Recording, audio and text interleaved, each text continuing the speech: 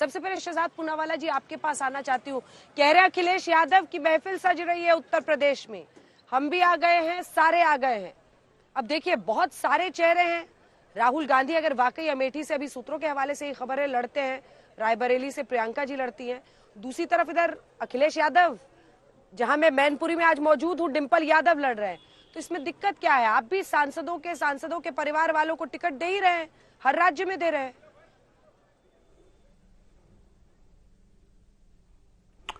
देखिए अंजना जी, वैसे तो जिनका प्लान है कि माता पिता के द्वारा दिए गए अपनी विरासत पर 55% का कर लगाए, कम से कम 2 लड़कों में से एक लड़का, वैसे लड़के नहीं है, ये सारे बुजुर्ग हो चुके हैं, कम से कम एक लड़के ने तय किया है कि अपनी राजनीतिक विरासत बचाने के लिए वो कन्नौज में उतरेंगे। चलिए अच्छी बात है, परंतु ये दूसरे लड़के से जो अब बुजुर्ग बन चुके हैं उनसे पूछे ना कि अपनी राजनीतिक विरासत बचाने के लिए अमेठी में आप लड़ेंगे या नहीं लड़ेंगे। अभी तक डिक्लेयर नहीं किया। अरे भाई, आपके जीजाजी ने तो वहां पर जाकर रुमाल भी रख दिया है, परंतु अभी तक राहुल गांधी नहीं बता पा रहे क्या केरला में चुनाव संपन्न होंगे, वायनाड की जनता को धोखा देते हुए जाएंगे क्या 26 तारीख के बाद? ये तो वायनाड की जनता के लिए तो बहुत बड़ा एक धोखे का विषय है कि आपको बैकअप की तरह रखा जा रहा है। अच्छा देखिए, पूरी स्थिति पर मैं चंद लाइनें लिखकर आया हूं, कविता के रूप में सुना देना चाहता हूं आपको। देखिए, माता ने छोड़ी रायबरेली, बहन बन चुकी है एक पहेली, भाई नहीं कर पाया तो जीजा ने कर डाला, अब चाहे जीजा हो या साला, लग गया है इनकी दुकान को ताला, और सब कह रहे हैं हम मोदी के मत वाला। मतलब मोदी के मत को सब लोग देने वाले हैं। ये इसलिए हुआ है क्योंकि आप पूछ लीजिए किसी भी व्यक्ति से कि पिछले 7 वर्षों में उत्तर प्रदेश में किस प्रकार का काम हुआ है। 10वें स्थान पर अर्थव्यवस्था थी, आज दूसरे स्थान पर आ गई। 18% बेरोजगारी थी, आज दूसरे स्थान पर, आज 2% पर बेरोजगारी आ चुकी है। जिस प्रकार से वहां पर 2.5 करोड़ टॉयलेट बने हैं, 2.5 करोड़ वहां पर लोगों को, किसानों को किसान सम्मान निधि मिला है, इतना काम हुआ है क्या? और मैं सिर्फ एक चीज पूछना चाहता हूं परिवारवाद पर। अब तो देखिए, आज ही परिवारवाद का सबसे बड़ा उदाहरण मिला।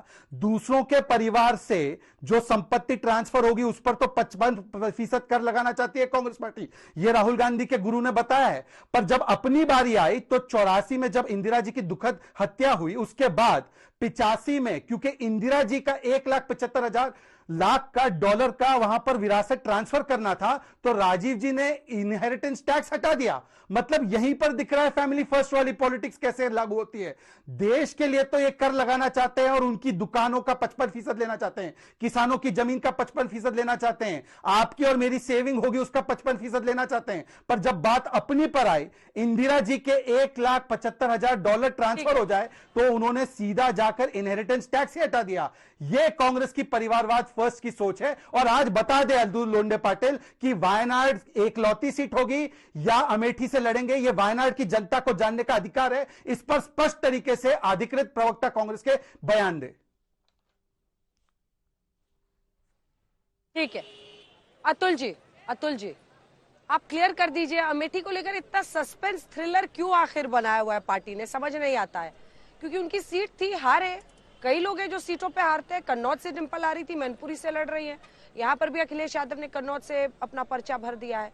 तो लो मैं आ गया जो अखिलेश यादव कह रहे वो खुलकर राहुल गांधी क्यों नहीं कह रहे?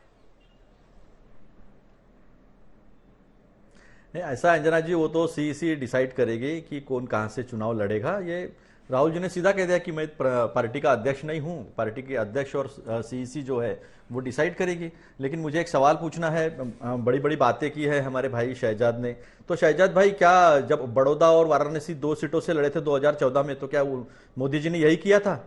और 10 साल से क्या आप कर रहे थे? फिर 10 साल से बना देते कानून। इतने कानून तो बनाए आपने। 25 लाख करोड़ का बिजनेस अपने दोस्तों को देने की कोशिश की है, वो तो किसानों ने रास्ते पे आकर आपको पीछे हटा दिया। तो बना देते कि एक व्यक्ति एक ही सीट से लड़ सकता था, फिर क्यों नहीं बनाया आपने? क्या आपने लिए सहूलियत बना के रखी है? बड़े बड़े परिवारवाद की बात करते हैं, अजीत पवार की बीवी को टिकट दी तब शर्म नहीं आई क्या? तब नहीं दिखा क्या आपको परिवार? एकनाथ शिंदे के बेटे को टिकट किसने डिक्लेयर की? एकनाथ शिंदे नहीं कर पाए, वो तो टिकट डिक्लेयर कर रहे हैं देवेंद्र फडणवीस, डिक्लेयर कर दी लेकिन दे नहीं पाए। ये परिवारवाद नहीं है क्या? आपके पास हिंदुस्तान अवामी लीग है, आपके पास चिराग पासवान है, क्या लड़ रहा है? उसका साला लड़ रहा है, खुद लड़ रहे, पूरा परिवार लड़ रहा है। कौन कौन लड़ रहा है? अभी इतनी फेहरिस्त बना दे तो इतनी लंबी फेहरिस्त है कि आप पूछ नहीं सकते। ज्योति मिर्धा कौन है? ज्योतिरादित्य सिंधिया कौन है? आप लो तो सब ठीक है, दूसरे ले तो परिवारवाद आए।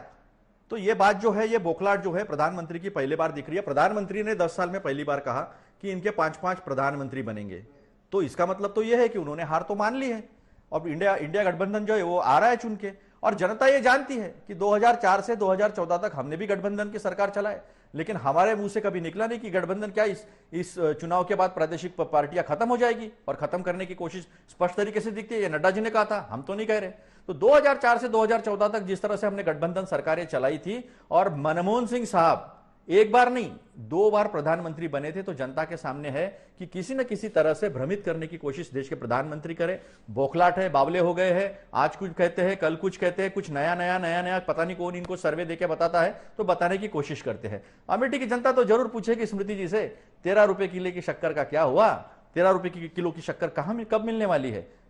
यूपी की जनता पूछ रही है कि जैसे चुनाव में बटन दबाया, एक सिलेंडर होली में, एक दिवाली में, 2 सिलेंडर आपको फ्री मिल जाएंगे। जनता पूछेगी आपने 2 सिलेंडर फ्री देने की तो बात छोड़ दीजिए, 410 का सिलेंडर 1200 तक ले गए थे, फिर चुनाव आया थोड़ा कम कर देंगे, फिर बढ़ा देंगे। जनता हमें बोल कहती है अभी चुनाव आए हैं इसलिए पेट्रोल का भाव कम कर दिया है, इसके बाद पेट्रोल का भाव बढ़ा देंगे।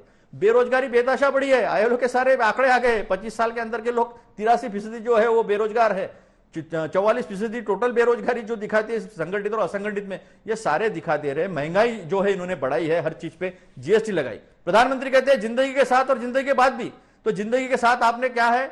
दूध पे, आटे पे, जिस पे जीएसटी लगानी चाहिए, जिंदगी के साथ, और अंतिम संस्कार के सारे सामानों पे भी इन्होंने जीएसटी लगाया, तो जिंदगी के बाद भी। तो इस तरह से इन्होंने सब चीजों पे टैक्स लगाया है। जनता के सामने है 55 लाख करोड़ का कर्जा 70 साल में, और 205 लाख करोड़ का कर्जा जो है वो 10 साल में। तो जनता देख रही है जिस तरह से चीजें तहस नहस की है। प्रधानमंत्री खुद मान रहे हैं कि हम हारने वाले हैं, तो वो ध्यान में रखे कि हमको गठबंधन की सरकार चलानी आती है। एक मजबूत प्रधानमंत्री होंगे, मजबूत गठबंधन होगा, और मजबूत अर्थव्यवस्था का मैनिफेस्टो हमने सामने रखा है। इसलिए आज कुछ, कल कुछ, परसों कुछ, समझ में नहीं आ रहा जाना कहां है, सब कुछ खत्म। अंजना जी, ठीक है। श्रीकांत शिंदे कल्याण से, बारामती से सुनेत्रा पवार, चिराग पासवान के जीजाजी जमुई से, वो आपके रिश्तेदारों की पूरी लिस्ट निकाल रहे थे, इस पर भी जवाब दीजिएगा। और वो कह रहे कि गठबंधन की सरकार चलाने का उनको अनुभव है। एक छोटा छोटा सा आप दोनों का जवाब, फिर मैं जाऊंगी मलुक नागर और सुनील सिंह यादव जी के पास। शहजाद जी। नहीं, इनका गठबंधन चलाने का ऐसा अनुभव है कि ये सवाल अमेठी से लड़ेंगे या नहीं लड़ेंगे, ये मेरा सवाल या भाजपा का या मीडिया का सवाल नहीं है। ये सबसे पहले सवाल वायनाड से लड़ने वाली एनी राजा और उनके समर्थक पी विजयन और बृंदा करात ने पूछा, जिनके साथ इनकी दोस्ती है, बंगाल में दोस्ती है, दिल्ली में, परंतु केरल में कुश्ती है। अब बताइए ना, इन्हीं के साथियों ने पूछा, अब उनको इस प्रकार से अपमानित करते और जवाब नहीं देते हैं। और केरला की जनता को टिकट फॉर ग्रांटेड लेकर अभी तक अतुल जी ने स्पष्ट नहीं किया। मोदी जी तो बताकर गए थे ना वडोदरा की जनता को, और हमारे किसी सहयोगी ने मोदी जी से नहीं कहा कि वडोदरा से क्यों लड़ते हो, जाकर वाराणसी से लड़ो। और आपके साथी कह रहे हैं कि यदि ये विषय आपने गिना है, बीच में नहीं अतुल जी आपने बोला, मैंने बीच में नहीं बोला। अतुल जी, यदि ये विषय आपने गिना है, आपको इतना भरोसा है कि अमेठी की जनता आपके साथ है, तो जीजा जी तो हिम्मत कर रहे हैं 12 समर्थकों को ट्रैक्टर में ले जाकर वहां पर अपनी कैंपेनिंग शुरू कर दी, परंतु जो साले साहब है वो नहीं पहुंच पा रहे, ना कोई और परिवार का सदस्य पहुंच पा रहे। अरे एंटनी जी ने बोला है, परंतु मैं आपसे पूछना चाहता हूं, आपने अमेठी की बात की। अमेठी में मान्यवर 25 लाख की जनता में से 16 लाख की जनता के पास टॉयलेट नहीं था। स्मृति जी ने और मोदी जी ने 4 लाख टॉयलेट बनवाए। अमेठी की जनता के पास 1 लाख जनता के पास वहां पर पक्का घर नहीं था। यह स्मृति जी की देन है, मोदी जी की देन है। अमेठी में टैप वाटर कनेक्शन 62% लोगों के पास नहीं था। गर्ल्स कॉलेज नहीं था, वहां पर पेट्रोलियम यूनिवर्सिटी नहीं थी, वहां पर जो नदी है गोमती उसके ऊपर ब्रिज नहीं था। ये सारे विकास के कार्य अमेठी के स्मृति जी ने करवाए। इसीलिए अपने राजनीतिक विरासत को खोते देख राहुल गांधी गए वायनाड। और मैं आपसे पूछना चाहता हूं भाई, इतना भरोसा है आपको कि आपकी सरकार आ रही है, मोदी जी हार रहे हैं, स्मृति जी हार रही है, तो अभी घोषित कर दीजिए ना कि राहुल जी लड़ेंगे और स्मृति जी को हरा देंगे। पर आप वो कर नहीं पाएंगे। और जहां तक आपने बात की परिवार की, मैंने आपसे एक सवाल पूछा, अपने परिवार की विरासत के लिए एक नियम, मतलब कि आपने इनहेरिटेंस टैक्स हटा दिया, और दूसरे 25 करोड़ भारत के परिवारों के लिए आप दूसरा नियम, मतलब कि 55% कर लेंगे, जिससे कि उनकी दुकान, किसान की जमीन और उनकी विरासत जो है उसमें से 55% हड़पेंगे। अब आप बता दीजिए कि इस प्रकार का दोहरा रवैया यही तो दिखाता है ना फैमिली फर्स्ट। और आखिरी बात मैं आपसे पूछना चाहता हूं, देखिए अब मैं बताऊं आपको अंजना जी जवाब क्यों नहीं देना जाना चाहते अमेठी, क्योंकि जिस प्रकार की ठीक है। भाषा डीएमके के नेताओं ने उत्तर भारतीयों के लिए बोली है, जिस प्रकार से अमेठी की जनता को अपमानित करने का काम स्वयं राहुल गांधी ने किया है, और प्रियंका वाड्रा जी ने तो भैया भैया बोलकर हंसने का काम किया था, तो अब उत्तर भारत से पूरी राजनीतिक विरासत इनहेरिटेंस साफ हो चुकी है, इसलिए जाने का दमखम नहीं है। वरना घोषित कर दीजिए अतुल लोंढे पाटिल, आप मेरा मुंह बंद करवा दीजिए, करिए घोषित। ठीक है, ठीक है अतुल जी छोटा सा जवाब। ठीक है अतुल जी एक छोटा सा इसका जल्दी से जवाब दीजिए, छोटा सा। नहीं, ये उस गांधी परिवार की बात करें जिन्होंने अपने 2 पुश्तैनी घर देश को दे दिए। 1962 के जंग में इंदिरा जी ने अपना सारे गहने जो है देश को दे दिए, उनके पास घर नहीं है। ये उनकी बेतुकी बातों का हर बात का जवाब देना मुझे नहीं लगता कि बहुत जरूरी है। बलिदान भी उस परिवार ने दिए हैं, तो ये उसकी बात नहीं करेंगे। ये तो उनका जो विश है उनके दिल में शहजाद के, वो मैं हर इसमें देखता हूं कि आप ये कह दो, आप वो कह दो। दक्षिण मुंबई में ये अब तक कैंडिडेट नहीं दे पाए। हमारे रामटेक में इनको कैंडिडेट हमारे पार्टी से लेकर जाना पड़ा, कुछ खोखा वोखा का कुछ हुआ वो लेकर गया। अपने पार्टी में देखे ना, ये मेरी पार्टी में एक प्रक्रिया है, सीईसी डिसाइड करेगी कौन कहां से लड़ेगा। ये तो इनका ही चालू है, आके लड़ो क्यों डर रहे हो क्या? 13 रुपए की शक्कर दी क्या और इतना विकास किया तो डर क्यों रहे हो? लड़ेंगे ना, हमारे पार्टी से कोई भी लड़ेगा, उसमें क्या है, कोई भी लड़ेगा। तुम डिसाइड करोगे, तुम यहाँ पे मुझे टीवी पे पूछोगे